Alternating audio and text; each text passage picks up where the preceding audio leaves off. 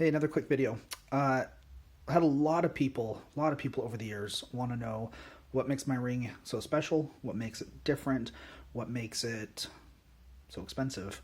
And one of the reasons for that is one, it's completely handmade by me. And secondly, it's not made out of plastic. This is actual metal, real canvas, wood. There's metal underneath it, and it's all handmade. What makes it special is the wood flooring that gives you some bounce. So what goes into making a ring like this?